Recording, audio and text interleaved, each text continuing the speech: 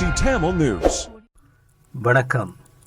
நீங்கள் இணைந்திருப்பது டிபிசியின் தமிழ் காலை செய்திகளுடன்.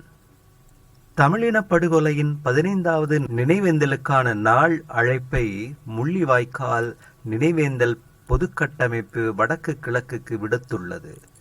முள்ளிவாய்க்காலில் அமைந்துள்ள முள்ளிவாய்க்கால் நினைவேந்தல் முற்றத்தில் முற்பகல் 10:30 மணிக்கு நடைபெறவுள்ளது. முள்ளிவாய்க்கால் மண்ணில் தமிழின படுகொலையின் உச்சந்தொட்டு இவ்வருடம் 15வது ஆண்டு.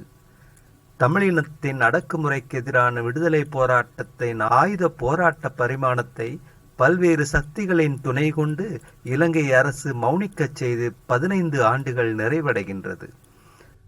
தமிழ் தேசியத்தின் நம்பிக்கையில் உறுதி கொண்டு தமிழர் விடுதலை போராட்டத்தின் வடிவங்கள் மாற்றி தொடர்ந்தும் விடுதலைக்காக ஈழத் தமிழினம் பயணிக்கிறது என்பது விடுதலையின் மீது கொண்ட பேரவாவின் பிரதிபலிப்பாகும். ஈழத் தமிழினத்தின் நீதி வேண்டிய பயணமும் தொடர் போராட்ட முன்னெடுப்புகளும் நீதியின் கதவை எப்போதும் தட்டிக்கொண்டே இருக்கப் போகிறது. மனித உரிமை காவலர்கள் என்று மாறுதட்டி கொள்பவர்களின் வெள்ளைச்சாயம் தமிழின படுகொலையில் வெளுக்கத் தொடங்கி தற்போது காசாவில் அரங்கேற்றப்பட்டு கொண்டிருக்கும் பலஸ்தீன படுகொலையின் கட்டங்கட்டமாக அப்பட்டமாக தோலுரிக்கப்படுகிறது. மனித உரிமை சாசனத்தை ஒரு கையிலும் கொலை கருவியை இன்னொரு கையிலும் கொண்டு சனநாயகம் போதிப்பவர்களின் அபத்தம் பூதகரமாக வெளிக்கிளம்புகிறது. ஈழத் தமிழினம் நினைவுகளை மட்டும் ஆயுதமாக்கவில்லை, விடுதலை கனவினை நம்பிக்கை ஏங்கலாக்கி இலக்கு நோக்கி பயணிக்கின்றது. நீதிக்கான தொடர் தேடலும் ஒரு ஆயுதமே என்பதை ஆர்மேனியா தொடக்கம் பலஸ்தீனம் வரைக்கும் விடுதலை போராட்டங்களின் வரலாறு எமக்கு சொல்லித் தருகிறது. பேரவலத்தை நினைவு கூறுவதற்கு அப்பால் ஈழத் தமிழினம் விடுதலைக்காய் தியாகித்தவர்களின் கனவுகளின் நினைவுகளை சுமந்து பயணிக்கிறது முள்ளிவாய்க்காலில். முள்ளிவாய்க்கால் ஒரு பேரவலத்தின் குறியீடு மட்டுமல்ல, அடக்குமுறை எதிர்ப்பின் நம்பிக்கையின் குறியீடு.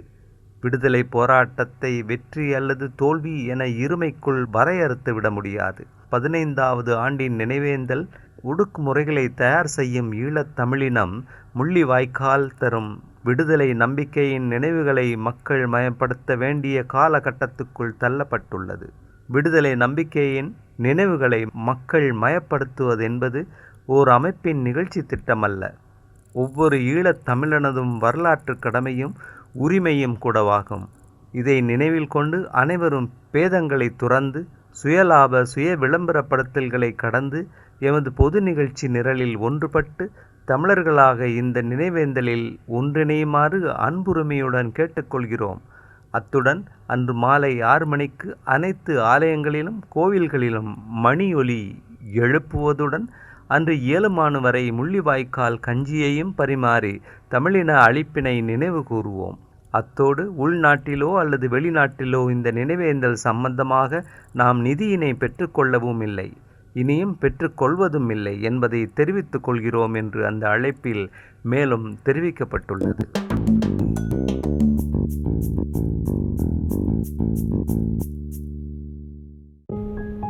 இலங்கை அரசியல் பற்றிய ஞானம் உங்களுக்கு இருக்கிறதா? தற்போது இலங்கையில் என்ன நடக்கின்றது என்பது பற்றி தெரிந்து கொள்ள வேண்டுமா? வாருங்கள், திங்கள்தோறும் டாக் டு டிபிசி யூடியூப் சேனலில் திங்கள் அரசியல் கலந்துரையாடல்.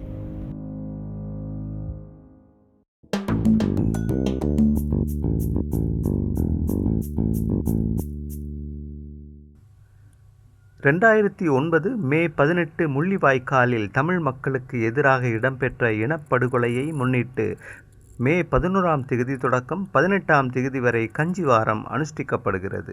இந்நிலையில் யாழ்ப்பாணம் நல்லூரில் தியாக திலீபனின் தூபிக்கு முன்னால் தமிழ் தேசிய மக்கள் முன்னணியின் முள்ளிவாய்க்கால் கஞ்சி வழங்கும் நிகழ்வு உணர்வு பூர்வமாக ஆரம்பிக்கப்பட்டது. அதேபோன்று மட்டக்களப்பு கொக்கட்டிச்சோலையிலும் அக்கட்சியினரால் கஞ்சி வழங்கும் நிகழ்வு முன்னெடுக்கப்பட்டது. இதேவேளை முள்ளிவாய்க்காலில் உயிர் நீத்தவர்களின் நினைவாக முல்லைத்தீவில் விசுவமடு புதுக்குடியிருப்பு ஆகிய பகுதிகளில் நினைவேந்தல் முன்னெடுக்கப்பட்டு கஞ்சி காட்சி வழங்கப்பட்டது. விசுவமடு ரெட்பானா சந்தி பகுதியில் சமூக செயற்பாட்டாளர்களின் ஏற்பாட்டிலும் புதுக்குடியிருப்பு சந்தியை அண்மித்த பகுதியில் மாட்டத்துக்கான இளையோர் அமைப்பின் ஏற்பாட்டிலும் கஞ்சி வழங்கும் நிகழ்வு நடைபெற்றது. கிளிநொச்சியில் கந்தசாமி கோவிலுக்கு முன்பாக வலிந்து காணாமல் ஆக்கப்பட்டவர்களின் உறவினர்களால் முள்ளிவாய்க்காலில் கஞ்சி வழங்கும் நிகழ்வு முன்னெடுக்கப்பட்டது.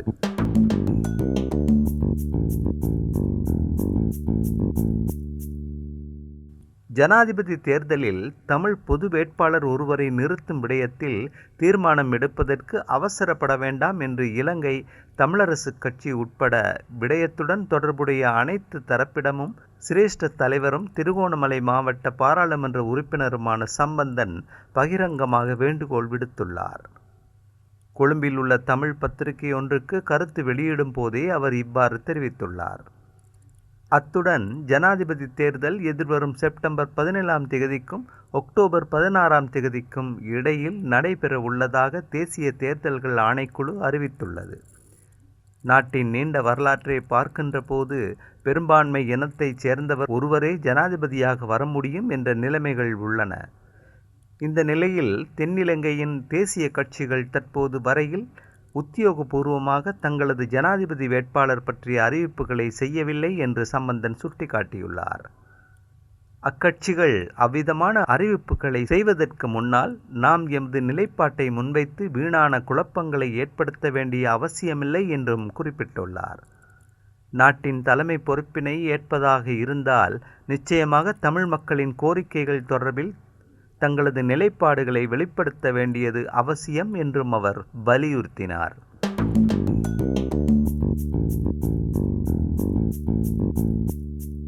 ஜனாதிபதி தேர்தலில் தமிழ் பொது வேட்பாளர் ஒருவர் நிறுத்தப்படுவது குறித்து கருத்து கூற விரும்பவில்லை. ஜனாதிபதி ரணில் விக்ரமசிங்காவின் காலநிலை மாற்றம் தொடர்பான சர்வதேச ஆலோசகரும் முன்னாள் சமாதான தூதுவருமான எரிக் சுல்ஹேம் தெரிவித்துள்ளார்.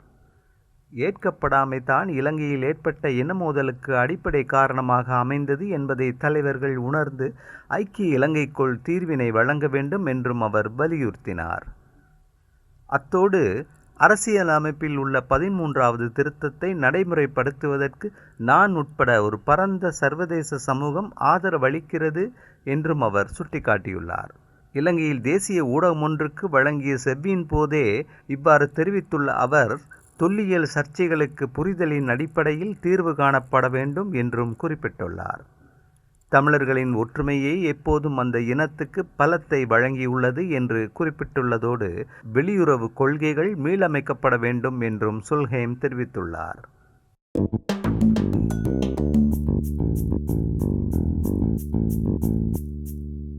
தமிழ் தேசிய தளத்தில் உள்ள அரசியல் கட்சிகளுடனான பேச்சுக்களை விரைவில் ஆரம்பிப்பதற்கு சிவில் அமைப்புகளின் பிரதிநிதிகளை உள்ளடக்கிய செயற்குழு திட்டமிட்டுள்ளது. ஜனாதிபதி தேர்தலில் தமிழ் பொது வேட்பாளர் ஒருவரை நிறுத்துவதற்காக அரசியல் கட்சிகள் மற்றும் சிவில் அமைப்புகள் ஆகியவற்றின் பிரதிநிதிகள் உள்ளடக்கிய பொது கட்டமைப்பு ஒன்றை ஸ்தாபிப்பதற்கு தீர்மானிக்கப்பட்டுள்ளது.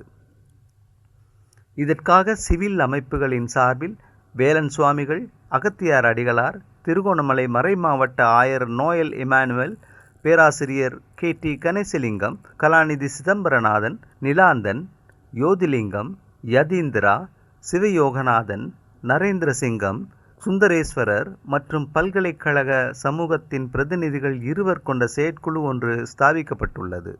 குறித்த குழுவானது அடுத்து வரும் நாட்களில் அனைத்து அரசியல் கட்சிகளையும் சந்தித்து உரையாடல்களை முன்னெடுப்பதற்கு தீர்மானித்துள்ளது.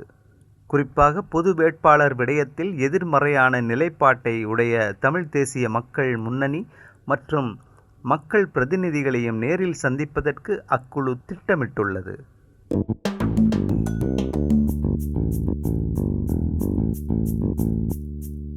வெற்று கோஷங்களையும் போராட்ட மனநிலையையும் தூண்டுகின்ற பேச்சுகளை, நடைமுறை சாத்தியமற்ற தீர்மானங்களை நிறைவேற்றுவதன் மூலம் மட்டும் எமது மக்களுக்கான விடுதலை பயணத்தை ஒரு அங்குலம் கூட முன்னோக்கி நகர்த்த முடியாது என்று இலங்கை தமிழரசுக் கட்சியின் யாழ் மாவட்ட பாராளுமன்ற உறுப்பினர், ஜனாதிபதி சட்டத்தரணி MA சுமந்திரன் தெரிவித்துள்ளார். நாம் ஒரு தனி தேசம் என்பதை உரக்கச் சொல்கின்ற அதே வேளையில் ஒரு தேசமாக வாழ்வதற்கு வேண்டிய அணுகுமுறைகளை நாம் கைவிடக்கூடாது என்பதோடு எமது இளைஞர் யுவதிகளினதும் போரிலே மடிந்தவர்களினதும் உயிர் தியாகங்கள் வீணாக போகாதிருக்க வேண்டுமேயானால் வன்முறைக்கு தூண்டாக எமது அணுகுமுறை தொடர்பாக எமது சிந்தனையிலும் பேச்சிலும் தெளிவு இருக்க வேண்டும் என்றும் கூறியுள்ளார். முள்ளிவாய்க்கால் நினைவேந்தலின் 15வது ஆண்டு நிறைவை முன்னிட்டு 3/4 நூற்றாண்டு போராட்டமும் எமது தேசத்தின் எதிர்காலமும் எனும் தலைப்பில் வெளியிட்டுள்ள ஊடக அறிக்கையில் இவ்வாறு தெரிவித்துள்ளார். எமது போராட்டம் நீண்ட நெடியதாக இருந்தாலும் அறவழியில் சாத்வீக முறைகளை கைக்கொண்டு அதிலிருந்து அணுவளவும் பிசகாமல் போராடுவோமானால் எமக்கான நீதி கிடைத்தேயாக வேண்டும். அப்படியானதொரு தூய்மையான அறவழி போராட்டத்தில் இணைந்து கொள்ளுமாறு அனைவருக்கும் அறைகூவல் விடுக்கிறேன் என்றும் அவர் குறிப்பிட்டுள்ளார். நாம் வலியுறுத்துகின்ற தமிழ் தேசிய பிரச்சினை இலங்கையின் பிரதானமான தேசிய பிரச்சினை என்பதை இலங்கையில் வாழும் மற்றைய சமூகத்தினருக்கும் நாம் பொருத்தமான முறைகளில் விளங்கப்படுத்த வேண்டும். எம்மை ஒரு தேசமாக அங்கீகரிப்பது தமக்கு எவ்வித பாதிப்பையும் ஏற்படுத்தாது என்கிற உண்மையை அவர்களும் உணரச் செய்ய வேண்டும் என்றும் அவர் கூறியுள்ளார்.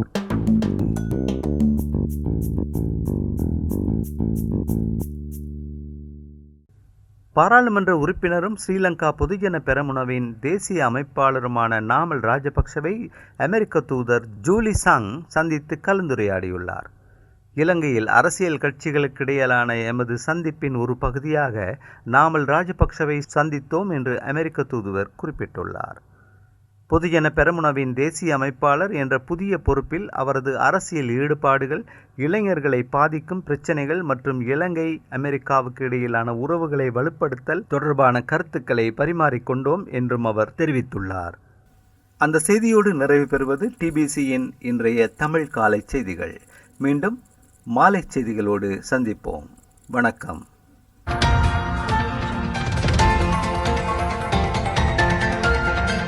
TBC Tamil News.